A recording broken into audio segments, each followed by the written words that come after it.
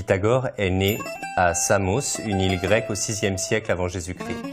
On connaît bien son théorème, mais on connaît mal Pythagore. C'était un homme très discret. On sait tout de même qu'il a beaucoup voyagé, pas très loin, d'abord à Milète. Là, il rencontre Thalès. Thalès et Pythagore sont les fondateurs de la mathématique grecque. Ils ont dû avoir beaucoup de choses à se dire, mais ils n'ont rien écrit, alors on n'est pas bien sûr.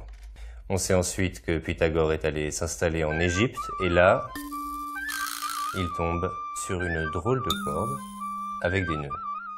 Très exactement, 13 nœuds. Les architectes égyptiens s'en servent pour construire de belles pyramides avec de beaux angles droits. Comment faites-vous donc ça? Demande Pythagore. Cette corde, c'est comme une équerre. Qu'ils lui disent. On tend la corde en 3 points. Numéro 4, 8 et 13. On tend bien comme cela et hop, l'angle il est bien droit. Et comment expliquez-vous cela? Demande Pythagore.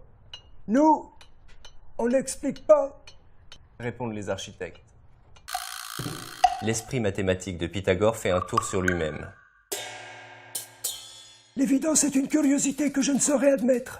J'aimerais comprendre, je dois piger cette chose qui fait que 3, 4, 5, et hop, un angle droit.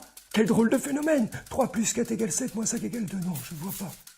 Tiens, oh, maman. Oh, elle est toute de travers. Et si j'essaye avec des carrés, 3, 4, 3, 9, 4, 16, 5, 25, ça s'additionne. Oh. Voilà, le théorème de Pythagore est né. Et il formule la chose ainsi. Dans un triangle rectangle, le carré du grand côté est égal à la somme des carrés des petits côtés. A carré plus B carré est égal à C carré. Et ce n'est pas tout. Pythagore l'explique et maintenant qu'il a compris, il démontre.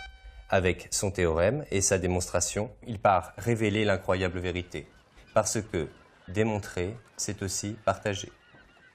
Et celui qui n'est pas d'accord, il n'a qu'à le dire. On en discute.